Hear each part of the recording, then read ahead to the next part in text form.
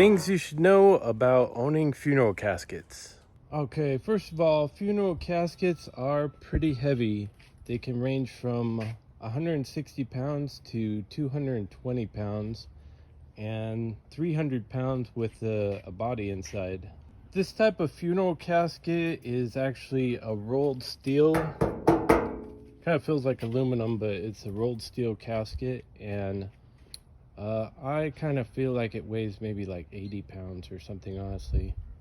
But just so you know, these things are not easy for one person to move around, and they were not really designed for one person to move around either.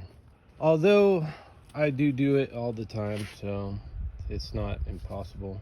Now, if you're gonna move around by yourself, you should use one of these dollies and scoop it up from the back. And it's not a bad idea to have some padding on there as well to protect the paint. Anytime you sit down, and it could be rolling up onto the face, the back's not important, but the face of it, you should probably put down some cardboard. This type of funeral casket usually comes with 2 latches right here, and you need to be careful because if you climb in here as a joke and shut the lid, I don't know if you're going to be able to get it back out of there. It wasn't designed for anyone to come out. So very important, do not ever climb into a funeral casket and shut the lid. Now there's 2 types of funeral caskets, a full couch and a half couch. Full couch is where the entire lid is one piece, and a half couch is where half of it can be opened at one time, like that. Oh, notice how there's this little groove right there. That's so that the bottom half can't be opened unless the top half is opened first or both are opened at the same time. So if you were locked inside, take a good look at this. This is a little latch right there. You could technically take your fingers and push in like that on the side of the coffin, or you could run your hands up underneath here, really. Get your finger up there, push like that, and undo the latch from the inside. Oh dang, that's actually really good to know. I didn't know until a second ago there was a way to get out of those, but I wouldn't risk it, right? Now before you shut the lid, there's this little piece right here, and if you try just pulling on it, it's supposed to latch in back this way, so it's not supposed to come down. You have to break this piece forwards so that you can do this, otherwise you'll destroy this. This is like actually pretty flimsy, and you can hide it like that. And it has a really nice lining across the top, and you know, these pillows are like really thick. Now up here at the top and bottom, there's a little key right here, and there's a metal bed underneath this. It's made of springs and wire, and this actually lowers and raises the bed up for viewing. And here's the one on the bottom. So I guess when they bury people, they're just going to lower it all the way, but for viewing they'll raise up the head portion. Now this lower part isn't as decorated. This is just like some shiny cardboard stuff. Usually that's not going to be open. It's also got another one of these. You could set it like that so it won't fall down. And sometimes I have weird stuff like verification of quality usually comes with it, and it shows the manufacturer and things like that. This one has the information about the funeral casket written on the side of it as well. They also have these carrying bars all the way around for the pallbearers to carry the funeral casket. Now this little wadded thing up here, you don't see these too often with them. So this little liner, you know, I'm not completely sure, but I was told that you tuck it in right there like that. So basically during the viewing, this little liner is supposed to go down like that and make it look more fancy or something. but honestly, I usually don't like it. Now, how do you tell which end of the casket is the top end from the outside? You would think that the lower part would be the bigger part, and then there would be a shorter opening, or it would just be completely half and half. But actually, the top part of the funeral casket is larger than the bottom. I don't know if you could see that with this one in particular, but the top part is always larger. Now, to get the funeral casket inside of the hearse, you can see that all these rollers, and at the very back there's a coffin stopper. And at the front we're going to put in an adjustable coffin stopper to cinch it up so it doesn't move around.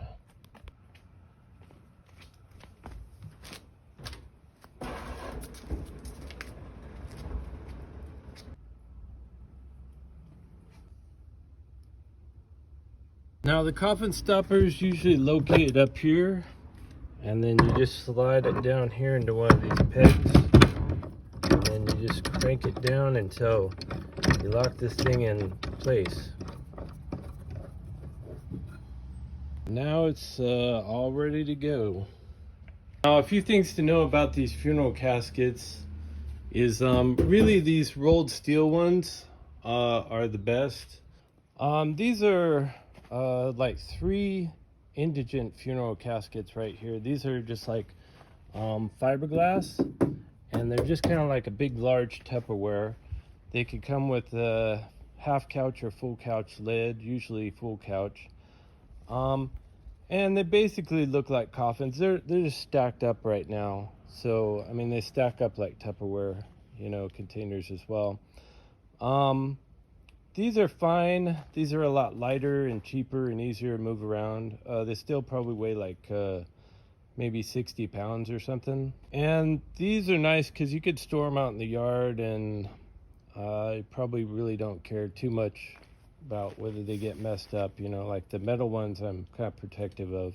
So they're nice because obviously they're not going to rust, so you can just put them out here. But you got to put a tarp over them or they'll fill up with water, and then probably you get a bunch of mosquitoes or something coming out of it. Yeah, those ones are the indigent coffins are pretty good for if you're just going to use them for Halloween or something. It's an easy solution. Okay, so that right there is the toe pincher coffin, and that would be an actual coffin. I just don't want to dig it out right now. See up there, I have chains that are wrapping around the top part to keep them from falling over. If there was an earthquake or something, I don't want them falling over onto this car, because that would be really expensive, right? I put like some moving blankets underneath them, because I don't want the paint getting scratched up. So always be thinking about the paint job on them. Okay, now this one right here, right, this is really nice, this big wood one right here. This one is called a rental casket, and it has a little spot in the top that after your viewing it flips out and you can be removed, so you can be cremated. And it also had like a wooden bed rest in there. I just ripped it out because this thing is already it's already probably like 200 pounds, and so you don't really want one of these wood ones. They look really nice. If you could get a smaller one, that'd be fine, but you don't want one of these big solid oak like wood ones like this, because this thing is so heavy that you'd never want to deal with moving it. Now this big wooden one, it comes with the coffin key, and basically the lock, you have to crank this and crank it open. So the lock on this one, if you were locked in there, there's no way that you would get out. But you'd have to crank it down to lock it, so maybe you wouldn't be able to lock yourself in. But you know, obviously don't try it, right? Matthews Aurora Funeral Solutions, 20 gauge steel, made in Mexico. Okay, so how do you get a funeral casket in the first place? Usually you'd find one on eBay, Craigslist, or Facebook Marketplace. They usually go for about $250 to $300 clear up to 500 a piece. And of course, brand new, it could be at least 2,200 and up. Now, my funeral caskets all come from listing on Craigslist out in LA for from a funeral director who goes and picks them up at different funeral homes. Now, something you'll want to know about these funeral caskets, and people will say that they're not, but I know for a fact that they are. They're all coffin rentals, and so they're all used, and not just once. They're used multiple times. They could be used 100 times before you ended up getting them, unless it's brand new, of course. But the way that I get them, right, they're out the back door.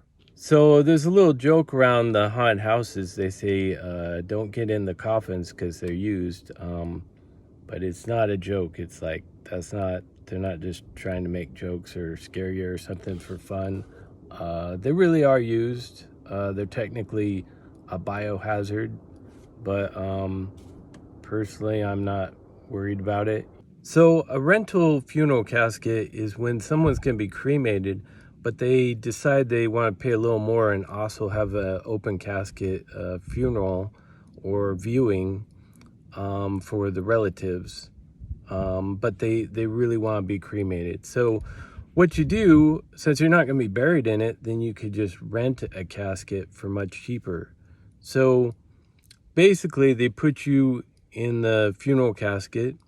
You have your viewing, and then you have your open casket funeral. And then they pull you back out and they're going to cremate you and put you in an urn or a box or something and give you to the relatives, and they'll figure out what to do, right? So eventually these funeral caskets get a little dinged up or scratched up, and then it's inappropriate to have somebody have their funeral in a dinged up coffin. So the funeral home has to pay like $200, maybe $1,000 to get rid of this large biohazard, and since these disposal companies know that they're dealing with a funeral home that's a business that makes lots of money, they're probably gonna ding them for $1,000 just to get rid of it. So funeral directors sometimes will go around and they'll call up different funeral homes and tell them that they'll come and pick them up for free. And funeral homes are notorious cheapskates. So if they can get rid of something for free and not pay $1,000, great, right? So no questions asked. Somebody will come pick them up and end up, that's how they end up on Craigslist or at haunted houses or, part of somebody's yard display. They're not going to pay $2,000 for a brand new funeral casket just to flop it out in the yard for Halloween. And sometimes, like you get weird stuff like one of my funeral caskets, had some suspicious bodily fluids that look kind of like maybe blood and embalming fluid mixed together on the inner lining. And that's probably literally what it was. I cut that piece out and tossed it in the garbage. So personally, I own 10 funeral caskets, and honestly, I wish I had like maybe 40 of them. I don't know. I just collect, hearses and funeral caskets and memorial lithographs and just weird things.